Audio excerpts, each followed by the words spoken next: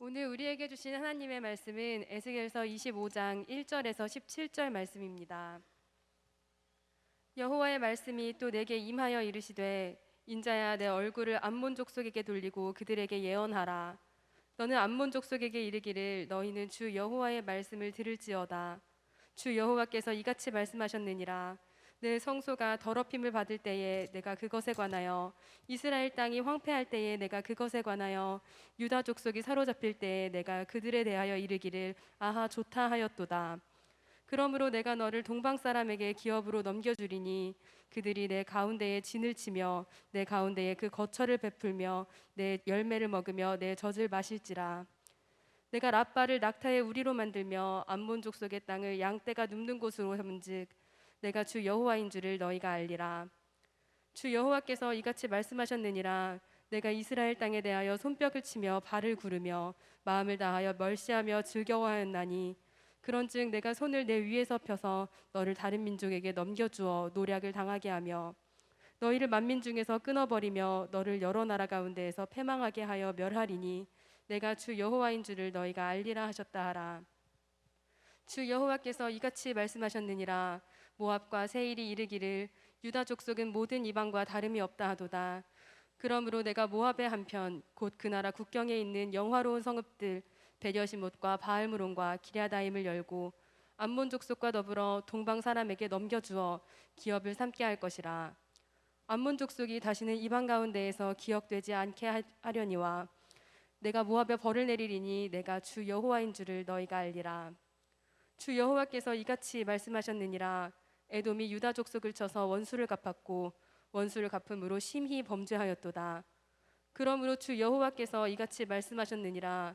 내가 내 손을 에돔 위에 펴서 사람과 짐승을 그 가운데서 끊어 대만에서부터 황폐하게 하리니 드단까지 칼에 엎드러지리라. 내가 내 백성 이스라엘의 손으로 내 원수를 에돔에게 갚으리니 그들이 내 진노와 분노를 따라 에돔에 행한즉 내가 원수를 갚은 줄을 에돔이 알리라. 주 여호와의 말씀이니라. 주 여호와께서 이같이 말씀하셨느니라. 블레셋 사람이 옛날부터 미워하여 멸시하는 마음으로 원수를 갚아 진멸하고자 하였도다. 그러므로 주 여호와께서 이같이 말씀하셨느니라. 내가 블레셋 사람 위에 손을 펴서 그렛 사람을 끊으며 해변에 남은 자를 진멸하되 분노의 책벌로 내 원수를 그들에게 크게 갚으리라.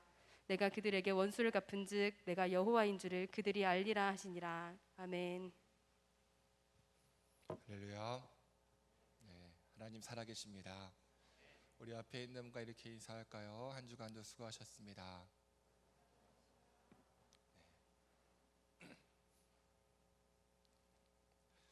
제가 예전에 사역했던 교회는 도서관을 같이 운영했습니다. 그래서 가끔씩 이 봉사 점수가 필요한 이 대학생들이 교회로 오곤 했죠. 대부분 하나님을 모르는, 하나님을 믿지 않는 친구들이었는데 쉬는 시간이 되면은 이런저런 이야기를 나누었습니다. 그때 많이 받은 질문 중에 하나가 뭐냐면은 정말 하나님이 계신다면 왜 나쁜 사람이 더 잘 되나요? 하는 질문이었어요. 여러분들은 어떠세요? 이런 생각 한 적 있으신가 모르겠습니다. 정말 주위를 둘러보거나 뉴스를 보면은 분명 하나님 믿지 않는 사람인 것 같은데 온갖 명예와 부귀 다 누립니다. 비리를 저질러도 처벌을 받지 않아요. 반면에 나는 하나님 잘 믿는데 명예와 부귀는커녕 용돈 좀 올려줬으면 좋겠어요. 치여 살고 마음껏 누리지 못합니다. 사는 게 왜 이리 힘든지. 그런데 이러한 감정은 우리만 겪은 것이 아니더라고요. 다윗도 시편에서 이렇게 말해요. 함께 읽어보겠습니다. 시작. 하나님 어찌하여 나를 외면하십니까? 주님이 필요한데 어디 계십니까? 악인들이 큰 소리치며 가난한 이들을 맹렬히 뒤쫓고 있으니 하나님 저들의 다리를 걸어 자기들이 꾸민 흉계에 빠지게 하소서. 악인들은 빈말을 떠벌리고 사기꾼 입에서는 구린내가 진동합니다. 저들 하늘을 찌를 듯 콧대가 높아 하나님을 무시합니다. 벽마다 휘갈겨 쓴 낙서가 보입니다. 잡을 테면 잡아보라지 하나님은 죽었어. 저들은 주님 생각에 전혀 개의치 않고 방해가 된다 싶으면 바로 주님을 외면합니다. 우리는 잘못되지 않아 올해는 운이 좋거든 하면서 자기들이 근사하게 산다고 생각합니다. 네, 다윗의 고백처럼 우리는 세상을 살다 보면 높은 현실의 벽에 부딪힐 때가 있습니다. 절망할 때가 있습니다. 주변에 믿지 않는 사람들이 더 잘 되는 걸 보면 하나님에 대해 의심할 때도 있고요. 가끔은 믿지 않는 사람들이 우리를 조롱합니다. 야, 하나님이 있냐? 하나님 없어. 나약한 사람들이나 믿는 거야. 네가 하나님 믿어서 잘 된 게 뭐야? 그들의 조롱과 멸시에 믿음이 흔들립니다. 우리 젊은이 교회는 2달간 생기회복이란 타이틀로 에스겔 말씀 나누고 있습니다. 코로나19라는 어려움 속에 있지만 에스겔 말씀을 통해서 우리의 생기가 회복되어지고 하나님께서 원래 창조하신 그 생기 발랄한 인생 살고자 합니다. 그럼 그동안 함께 나누었던 생기 발랄을 위한 8가지 비결 다 기억나시죠? 네, 첫 번째 God, 두 번째 mind, 세 번째 wild, 네 번째 think, 생각이 있다면 생각을 해라. live, 살리시는 하나님 때문에 살라. new, 마음과 영을 새롭게 하라. hand, 하나님의 전능하신 손을 붙잡으라. 마지막으로 must, 하나님의 말씀은 반드시 성취되니 반드시 회개하라 였습니다. 그럼 오늘은 어떤 메시지이냐? 이방 국가들에 대한 심판의 말씀이에요.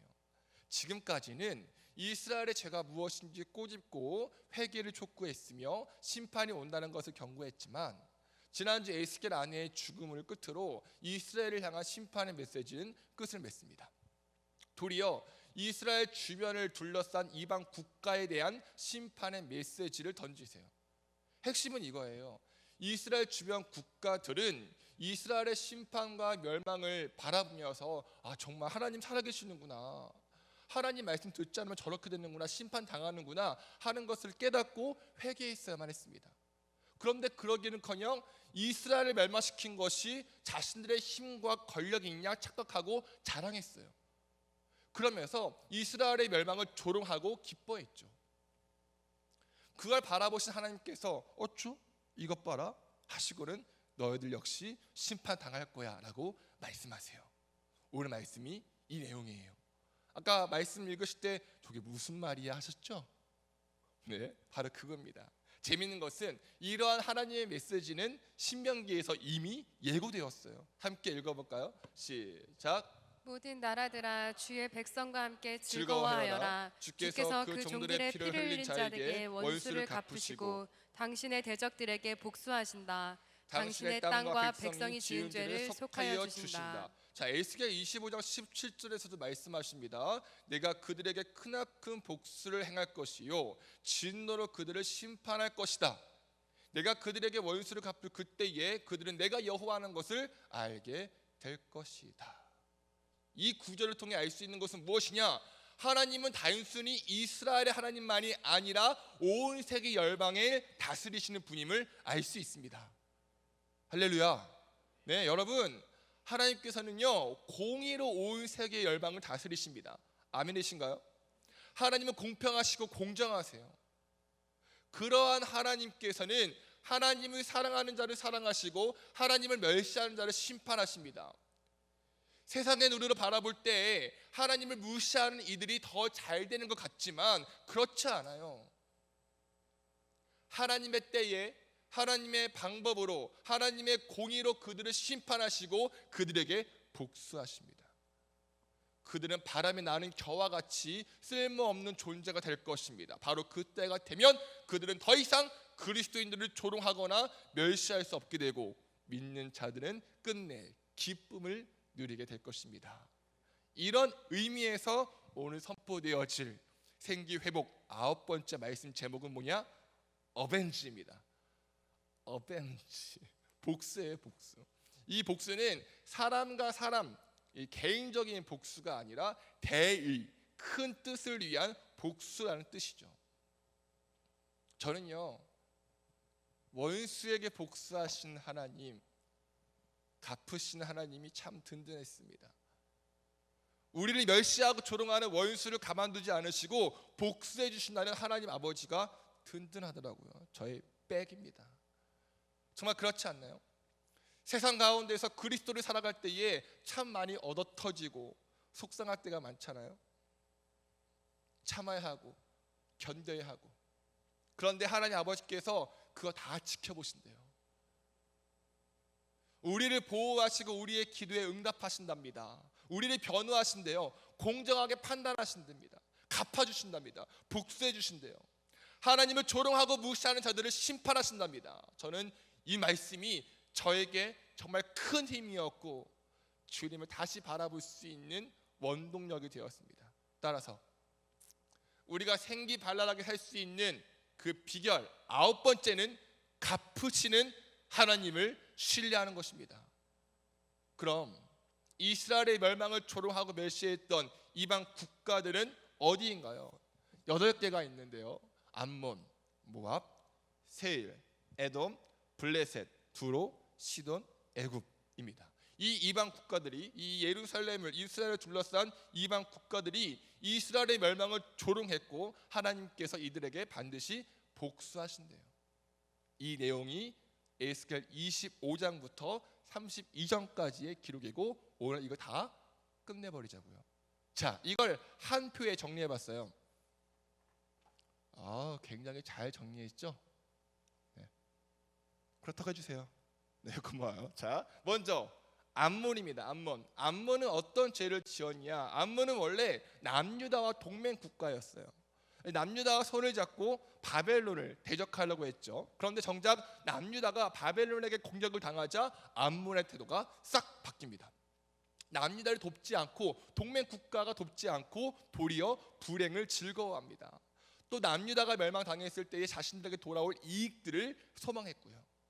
이러한 암몬 족속에 대한 하나님의 심판 무엇이냐? 함께 7절 읽어볼까요? 시작. 내가 내 손을 뻗쳐서 너를 치고 내가 여러 민족에게 약탈을 당하도록 너를 넘겨주겠다. 내가 이렇게 너를 만민 가운데서 끊어버리며 여러 나라 가운데서 너를 망하게 하겠다. 내가 너를 망하게 놓아두겠다. 그때야 너는 비로소 내가 주인 줄 알 것이다. 아멘. 간단히 말하면 암몬도 바벨론에 의해서 멸망당할 것이다. 다 뺏길 것이다. 완전히 제거될 것이다 라는 거죠. 바로 그때 여호와께서 하나님인 줄을 알게 될 것이다 라는 말씀이에요. 두 번째로 모압과 세일은 이스라엘 향해서 어떤 태도를 취했죠? 남유다가 멸망을 당하자 하나님께 버림받은 민족이라고 조롱했습니다. 마치 욥이 고통을 당하자 그 친구들이 하나님께 벌받은 거야 라고 조롱했던 것처럼요. 심지어 그들은 하나님이 이방신에게 패배했다고 조롱했습니다.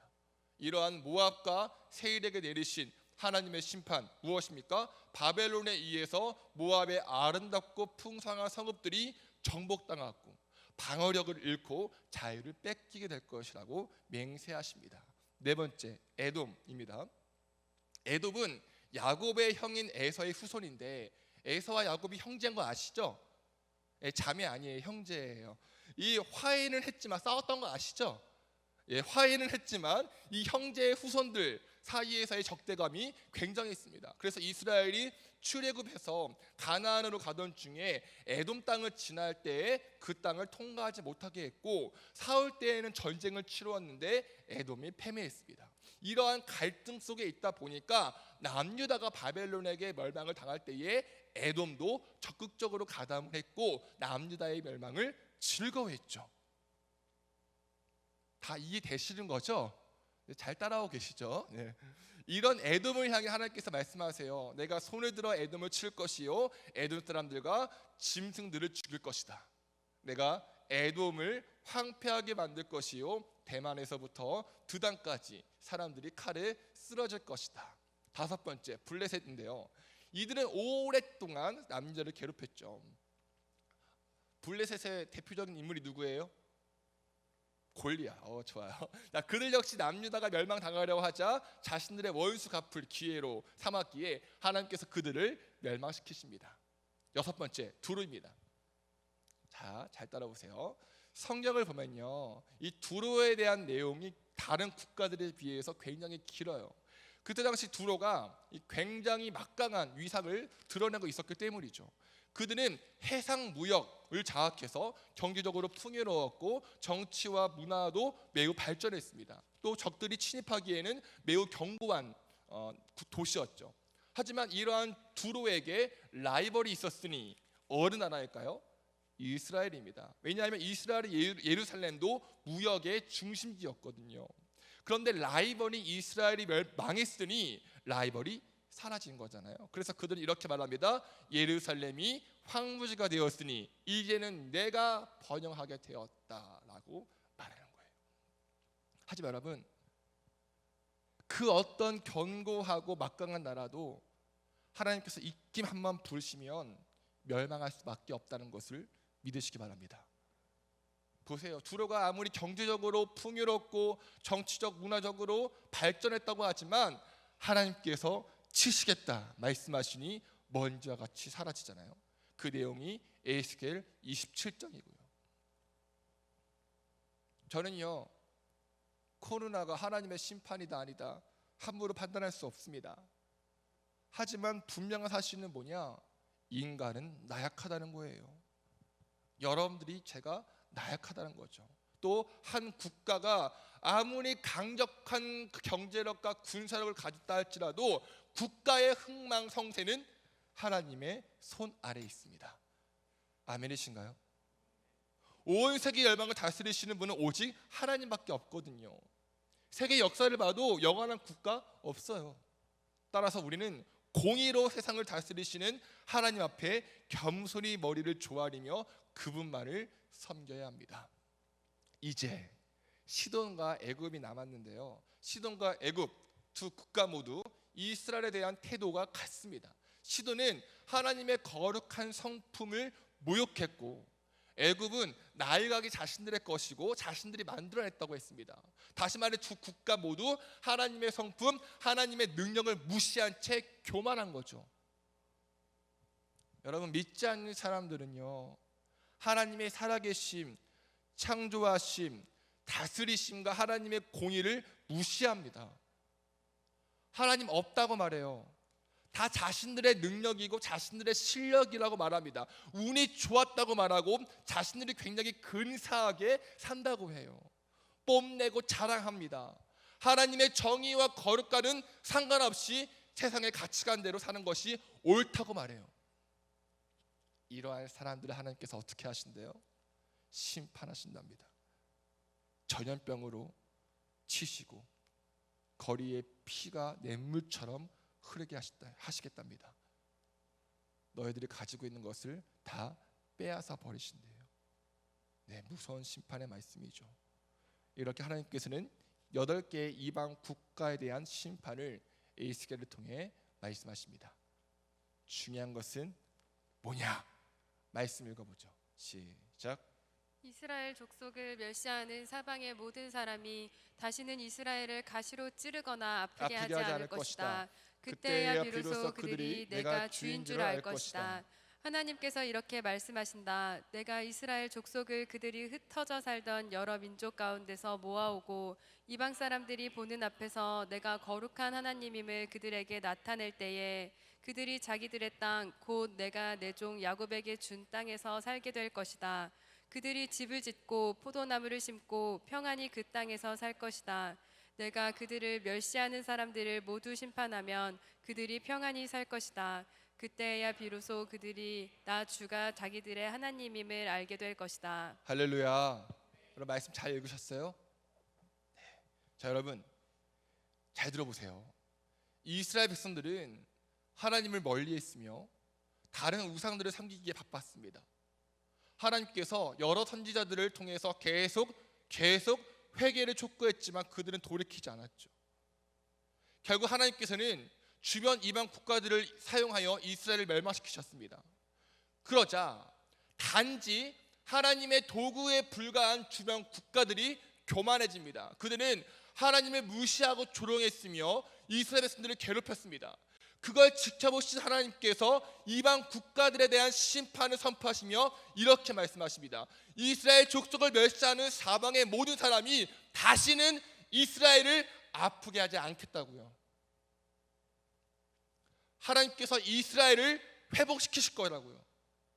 네, 이방 국가들이 멸시했던 이스라엘을 회복시킴으로써 내가 여호와 하나님임을 온 세계 열방 가운데 알리신다고요. 할렐루야. 여러분, 이것이 하나님 자녀를 향한 하나님의 계획이자 하나님 아버지의 마음입니다. 비록 이스라엘이 하나님께 죄를 지어 멸망당했지만 그냥 내버려 두지 않으시고 그냥 지나치지 않으시고 다시 회복시키신답니다. 도리어 하나님 자녀를 멸시하고 조롱했던 이방 국가들에게 복수하신대요. 마찬가지입니다. 우리가 죄를 지으면 하나님과 멀어지죠. 그로 인해 고통당하고 힘들고 어려움 당해요. 하나님께서는 죄를 지은 자녀에게 징계를 하시거든요. 징계를 해서라도 돌아오게 하시라고요. 돌아와야 돼. 그 과정 가운데, 내가 고통당하고 돌아가는 그 과정 가운데 믿지 않는 사람들, 심지어 믿는 사람들조차 고통당하는 나를 향해 손가락 할 때가 많습니다. 네가 믿는 하나님은 너에게 어려움 주시는 하나님이냐고, 가난하게 하는 하나님이냐고, 힘들게 하는 하나님이냐고, 하나님 믿으면 잘 되어 하는 거 아니냐고. 차라리 믿지 않겠다고. 나를 봐라, 믿지 않아도 얼마나 잘 돼? 이런 이야기 들으면 마음 너무 속상합니다. 믿음이 흔들려요. 하지만 여러분, 하나님께서는 우리에게 회복을 명하십니다. 다시는 아프지 않게 하시겠대요. 우리를 조롱하는 이들을 기억하시며 가만두지 않으신답니다. 그리고는 우리를 평안히 살게 하시겠대요. 아까 우리가 부른 찬양처럼 주를 경외하는 자들에게 놀라운 주의 영광을 부어주시겠다고 약속하십니다. 할렐루야. 더 중요한 건 뭐냐? 이러한 하나님의 약속이 성취되었다는 거죠. 누구 통해서요? 예수님이요. 왜요? 예수님께서 십자가에 죽으시고 부활하심으로 우리를 괴롭히고 조롱하는 모든 악한 마귀 권세를 완전히 멸하셨거든요. 아멘 하셔야 돼요. 이 부분에서 창세기에서 예언된 말씀, 사탄의 머리를 상하게 한다는 말씀을 예수님께서 성취하셨습니다. 따라서 누구든지 죄를 지었다 할지라도 회개하고 예수님께서 하신 놀랍고 아름다운 사건을 믿으면, 주 예수 그리스도의 이름을 믿으면 영원한 승리를 얻을 수 있음을 믿으시기 바랍니다. 할렐루야.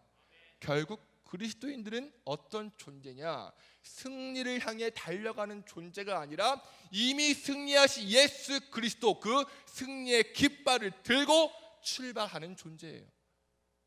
네. 승리를 향해 달려가는 존재가 아니라 이미 승리로부터 출발하는 존재라고요. 믿으십니까? 왜냐하면 이미 승리하신 예수님 믿으면 그 승리가 나의 것이 되고, 부활하신 예수님 믿으면 그 부활이 나의 것이 되고, 기쁨의 근원이신 예수님 믿으면 그 기쁨이 나의 것이 되거든요. 그렇게 생명과 부활하신 예수님을 내 마음에 품고 살아갈 때에 기쁨과 감사가 넘치는 인생, 생기발랄한 인생을 살아갈 수 있다는 것이죠. 더 나아가 우리는 누군가에게 복수할 이유가 없습니다. 싸울 이유가 없어요. 왜요? 복수는 나의 것이 아니라 복수는 하나님의 것이거든요. 바울은 말합니다. 사랑하는 여러분, 여러분은 스스로 원수를 갚지 말고 그 일은 하나님의 진노하심에 맡기십시오. 성경에도 기록되기를 원수 갚는 것은 내가 할 일이니 내가 갚겠다라고 주님께서 말씀하신다 하였습니다. 여러분, 승리하는 인생은요, 복수하는 인생, 싸우는 인생이 아니라 이미 복수하시고 승리하신 예수님을 믿고 살아가는 인생입니다. 다시 하면요, 승리하는 인생은요, 복수하는 인생, 싸우는 인생이 아니라 이미 복수하시고 승리하신 그 예수님을 믿고 살아가는 인생입니다. 원수를 미워하거나 원수의 조롱에 기죽는 것이 아니라 핏값으로 사신 예수님의 영원한 승리를 믿음으로 기쁨과 감사를 누리는 인생입니다. 이것이 그리스도인, 크리스찬임을 믿으시기 바랍니다. 설교를 더 하고 싶은데 너무 많이 기다릴까봐 지금부터 12주간 제자 훈련을 수료한 청년들의 간증을 듣고자 합니다. 이들은 이전의 삶을 버리고 그리스도인으로 살기로 결단했습니다. 제가 늘 말씀드리지만 간증할 때에 팔짱 끼고 너 잘났다 한번 해봐 이런 태도 안 된다고 했죠. 너만 믿냐? 이런 태도 안 된다고 했죠. 훈련을 통해 체험한 예수님을 나눌 때에 여러분들에도 그 감동이 전해지고 하나님 아버지의 사랑을 더욱더 깊이 체험했으면 좋겠습니다. 우리 한 명씩 나올 때마다 큰 박수로 맞이하겠습니다.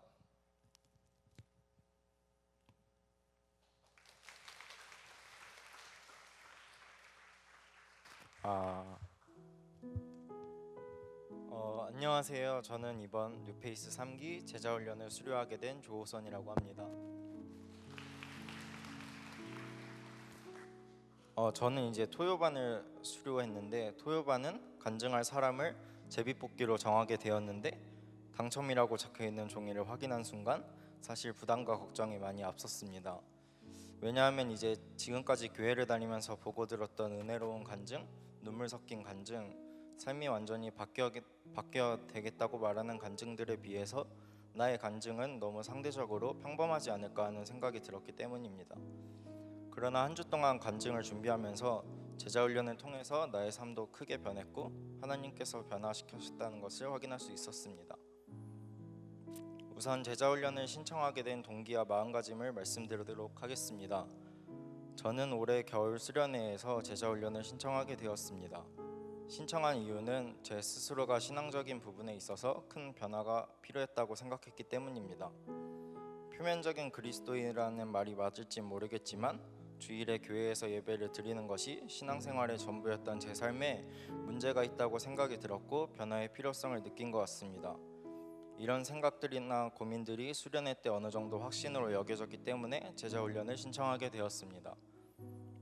이번 제자훈련을 통해 바뀐 점 2가지를 말씀드리도록 하겠습니다. 첫 번째로는 예배를 드리는 삶을 가지게 된 것 같습니다. 아직은 더 지속적인 훈련이 필요하고 때로는 바쁘게 지나가는 날에 놓치기도 하지만 나의 삶 속에서 자발적으로 예배하는 것은 이번 제자훈련에서 얻게 된 가장 큰 변화인 것 같습니다. 그렇게 될 수 있었던 것은 제자훈련에서 우리의 존재와 하나님은 어떤 분이신지 알아가는 시간을 통해 내가 얼마나 죄인인지를 직면하였고 주인이신 하나님 앞에 그리스도인으로서 어떤 삶을 살아야 하는지에 대해서 느끼고 파악했기 때문입니다. 두 번째로는 삶 속에서 훈련이 매일매일 필요하다는 것을 깨달았습니다. 훈련을 받기 전까지는 예배와 기도는 교회에 올 때만 드리곤 했는데 제자훈련을 시작으로 평소의 삶에서도 예배를 하기 시작했고 기도하는 시간을 가지기 시작하여서 이것이 엄청 중요하다는 것을 알게 되었습니다. 지금도 의식적으로 생각하며 시간을 가지려고 합니다. 이렇게 될 수 있었던 것은 제자훈련에서 진행한 5호 훈련 때문인 것 같습니다. 5호 훈련이 뭔지 궁금하신가요? 궁금하시죠? 제자훈련 4기를 받으시면 확인할 수 있습니다. 특별히 이번에는 코로나로 인해서 한동안 교회에 나와 드리는 예배도 많이 제한되었고 제자훈련과 같은 모임도 많이 중단되는 것을 경험했는데 이것을 통해 삶에서 평소에 얼마나 준비되어 있고 그리스도인의 정체성을 지키고 있고 하나님과 관계를 맺고 있는지가 매우 중요하다는 사실을 절실히 깨달았습니다.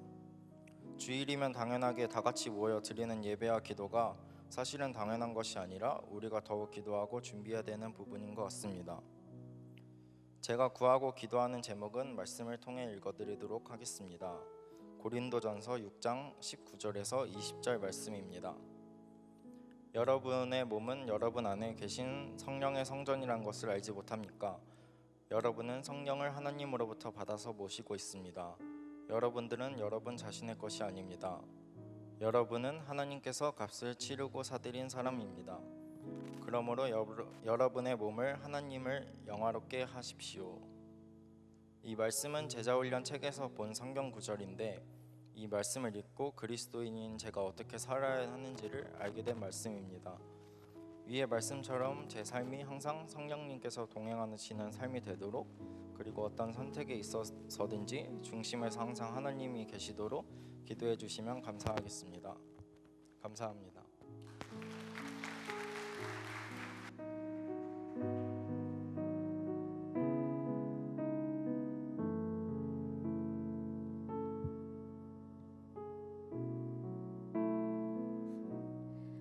안녕하세요. 제자훈련 뉴페이스 3기 수요 리더반 민채연입니다.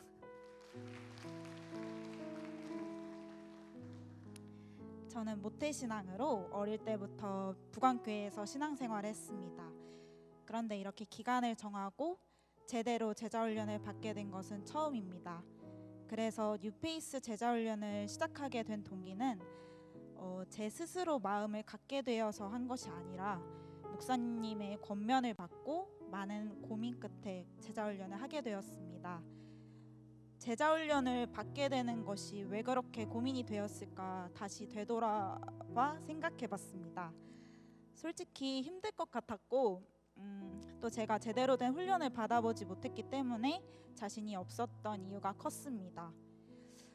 제자훈련은 엄청 신실하고 열정이 넘치는 분들만 하는 줄 알았습니다. 하지만 하나님께서 목사님을 통해 제자훈련을 받을 수 있게 기회를 주셨고 저는 그 기회를 잡고 제자훈련을 하게 되었습니다. 제자훈련은 2월 달부터 시작했습니다. 그 당시엔 제가 한창 취업 준비를 하면서 집에서 쉬고 있을 때였습니다.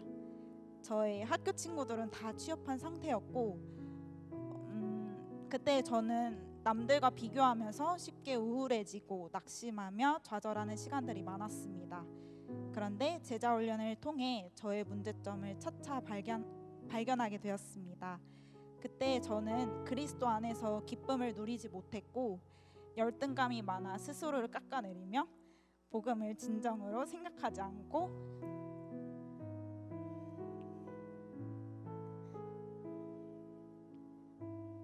그저 시간 흘러가는 대로 지냈습니다. 사실 이런 문제점을 알면서도 고쳐지지가 않았습니다. 의욕이 없었기 때문이죠.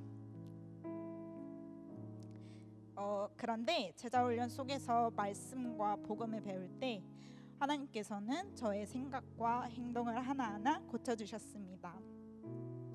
알고 있던 복음의 말씀도 다시 제대로 깨닫게 되어 하나님께 감사하는 마음을 갖게 해주셨고 회개하면서 회복할 수 있게 해주셨습니다.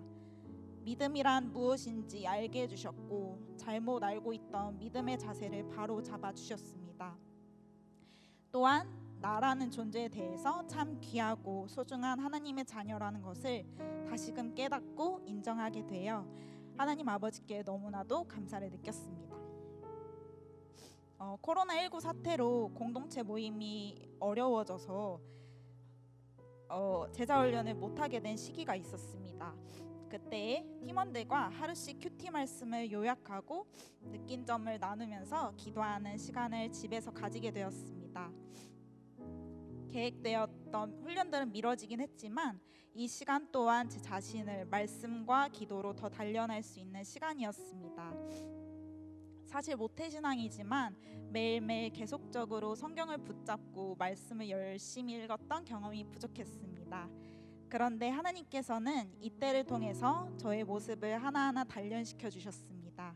매일매일 말씀을 읽고 기도할 때 우울하고 낙심하며 좌절했던 제 마음을 비워주시고 말씀의 양식으로 채워주심을 느끼게 되었습니다.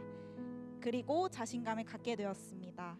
제대로 된 훈련을 받아보지 못해서 이런 제자훈련에 자신이 없고 잘 해내지 못할 줄 알았습니다. 하지만 하나님께서는 저를 그리스도인으로서의 자세를 배워가게 해주셨습니다.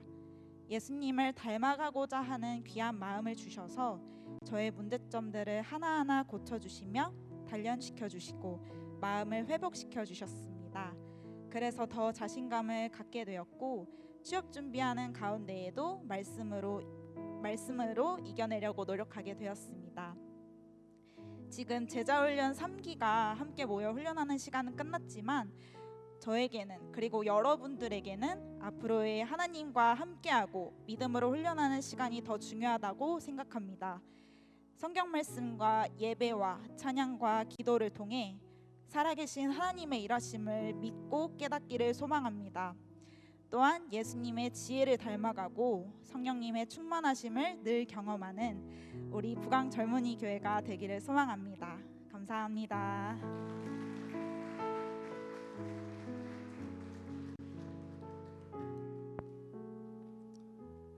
안녕하세요. 저는 제자훈련 3기 1대 06반으로 수료한 김재영이라고 합니다.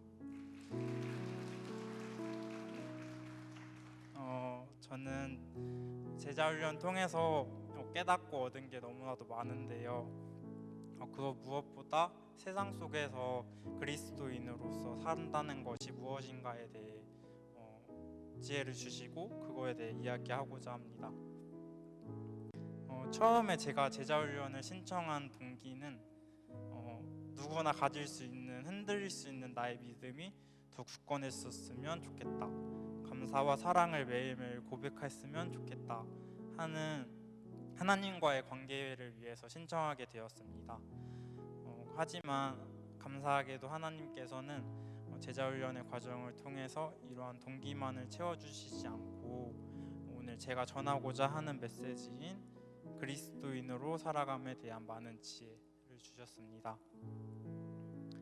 저는 세상 속에서 그리스도인으로 살아간다는 것이 생각보다 간단하고 쉬운 것이라고만 생각해왔는데 그런데 저는 정작 세상 속에서 그리스도인으로 살고 있지 않았습니다. 세상의 기준에 맞춰서 그것을 추구하며 살아가고 있었고 세상에서 모든 만족감을 채우려고 노력했습니다. 또 나는 왜 저 사람보다 못하지? 저 사람처럼 되려면 어떻게 해야 되지? 만을 생각하고 그런 것들로 인해 두려움이 커졌습니다. 제가 본 저의 모습은 제가 추구하는 것들은 하나님께서 기뻐하실 일이 하나도 없었습니다. 이렇게 지금 나의 모습이 주인이신 하나님께서 기뻐하실 일을 하지 않고 있다는 것을 제자훈련 과정을 통해 또 깨닫게 되었고요. 도리어 주님께서는 제가 세상 속에서 어떻게 살아가야 하는지를 제시해 주셨는데 첫 번째로 저에게 주신 변화는 두려움을 이겨내는 것입니다. 저는 세상을 살아가며 세상의 많은 것들을 추구하였고 그것들을 이루지 못한 것의 부족함을 느꼈습니다. 그로 인해 사람들보다 떨어지고 뒤처진다는 생각에 항상 두려운 마음이 있었고 이러한 두려움은 믿지 않는 친구들이나 사람들에게 복음을 전하는 모습에서도 나타났습니다. 상대방의 반응이 두려워서 전하지 못했기 때문입니다. 하지만 제자훈련을 통해 그러한 두려움 또한 이겨냈습니다. 주님 앞에 나아가는 두려움 마음보다 후회보다 하나님께서 주실 기쁨이 더 크다는 것을 깨달았기 때문입니다. 이제 저는 하나님께 나아가고 성장하기에 고민하지 않을 것입니다. 두 번째로 저에게 주신 변화는 선한 영향과 사랑입니다.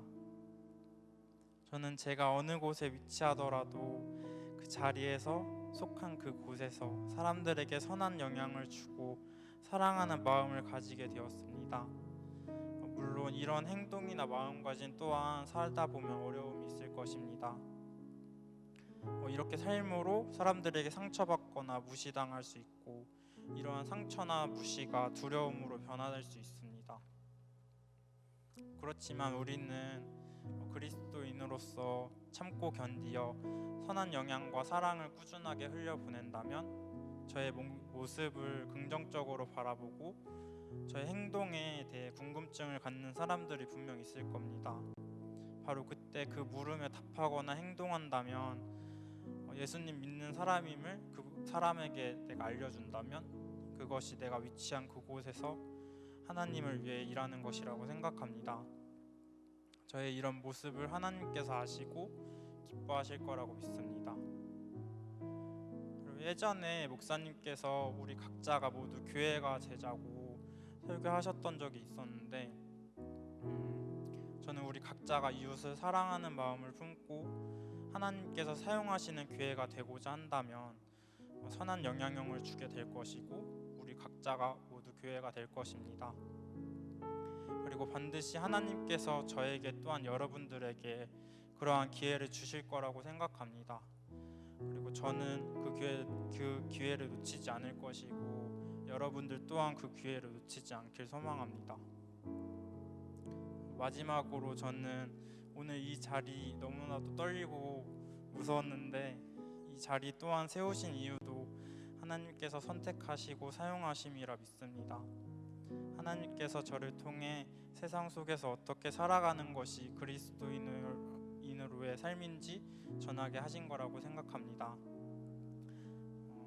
아무쪼록 저의 간증 잘 들어주셔서 감사하고 제자훈련 간증 마치도록 하겠습니다. 감사합니다.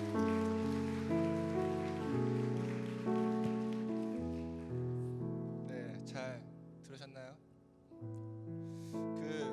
제가 이제 부임을 하고 한 1년 6개월이 다 됐는데 제자훈련 받은 사람들의 수를 쭉 세어보니까 한 50명 정도 받는 것 같더라고요. 거의 3분의 1 정도 받는 것 같은데, 제자훈련 받으신 분들 아직도 제자이십니까? 네, 아직도 제자이시죠? 여전히 예수님 제자이시죠? 네, 평생 예수님 제자로 살았으면 좋겠습니다. 저 역시 마찬가지고요. 저는 늘 할 때마다 늘 새로워요. 늘 저도 또 결단하고, 그래, 나는 바라바지, 나는 죄인이지, 근데 이런 나를 사랑해 주셨지, 내가 왜 이 자리에 올라왔을까, 내가 뭐라고 설교할까 라는 마음으로 늘 올라오고 있습니다. 여러분들 제자의 삶 살아가기를 소망하고요. 여러분, 하나님 살아계십니다. 아멘이신가요? 살아계신 하나님께서 하나님의 공의로 온 세상을 다스리십니다. 처음과 나중 알파와 오메가이신 예수님께서 온 우주 만물을 통치하세요. 그러한 하나님께서 우리를 사랑하십니다. 사랑하시기에 부르셨고, 사랑하시기에 징계하시고, 사랑하시기에 보호하시고, 사랑하시기에 인도하세요. 사랑하시기에 악한 대적들을 복수하시고, 사랑하시기에 악한 대적들로부터 우리를 지켜주십니다. 하나님을 따라가는 백성들에게 항상 밝은 빛을 비춰주십니다. 할렐루야. 그 하나님의 공의와 사랑의 결정체는 바로 예수 그리스도의 십자가와 부활입니다. 하나님의 공의로 사람을 심판한다면 그 누구나 할 것 없이 다 멸망당하지만, 하나님께서는 우리에게 새로운 기회와 새로운 생명을 주시기 위해 예수님을 이 땅에 보내시고 십자가에 달려 죽이십니다. 그리고 죽음을 이기시고 부활하세요. 따라서 누구든지 예수 그리스도의 이 복음의 사건을 제대로 믿기만 하면 영원한 생명 누릴 수 있습니다. 영원한 기쁨 맛볼 수 있습니다. 슬픔이 사라지고 진정한 자유를 누리며 기쁨의 노래를 부를 수 있습니다. 바로 이것이 대적들을 향한 하나님의 완벽한 복수임을 믿으시기 바랍니다. 우리 지금 이 시간 완벽한 복수자, 공의로우신 하나님을 마음 다해 찬양하시겠습니다. 일어나시겠습니다.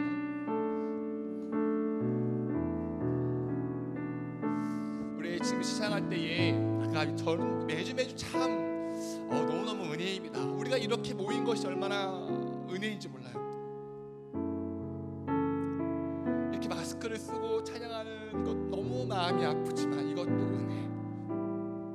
이 모습을 바라보시면서 하나님께서 하나님의 영광을 우리에게 이곳 가운데 보여주시고 여러분들 마음 가운데 그 영광의 빛을 비춰주신다는 것을 믿으시기 바랍니다. 저는 그게 너무너무 느껴져서 또 울고 말았어요. 여러분, 하나님 살아계십니다. 하나님의 공의와 하나님의 사랑과 하나님의 인격과 하나님의 통치하심을 우리가 온전히 신뢰하며 그분을 찬양하시겠습니다.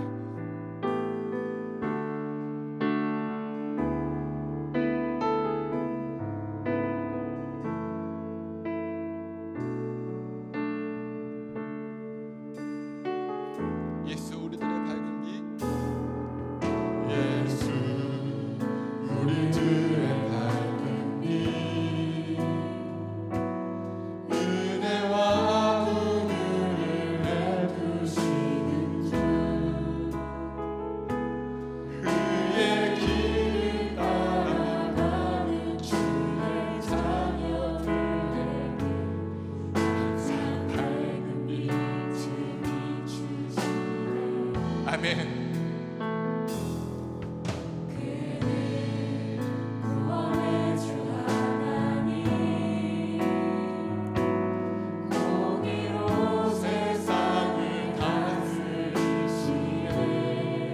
경외하는 주를 경외하는 자들에게 부어주시는 놀라운 처음부터 고백해 보겠습니다.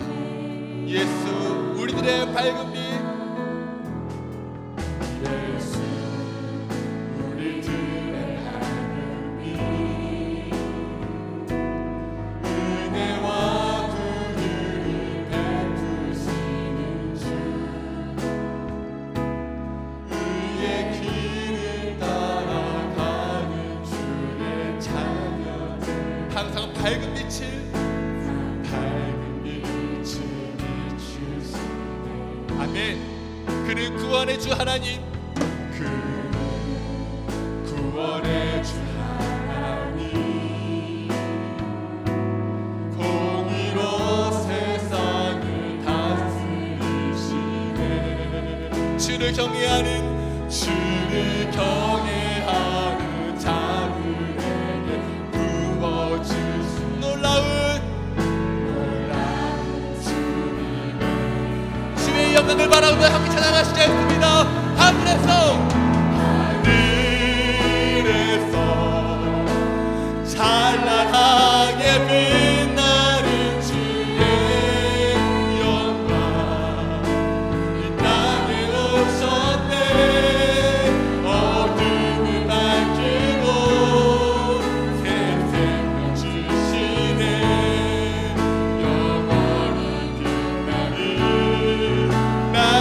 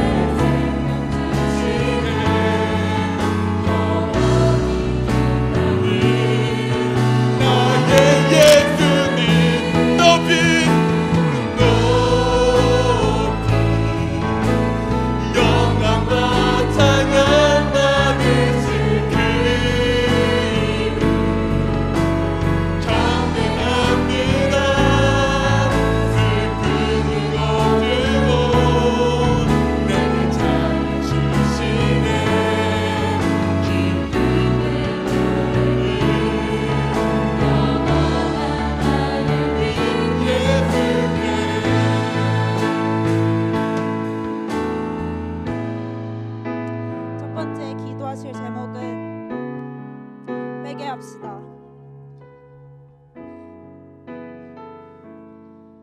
어려울 때 힘들 때 주님께 기도하지 않았습니다.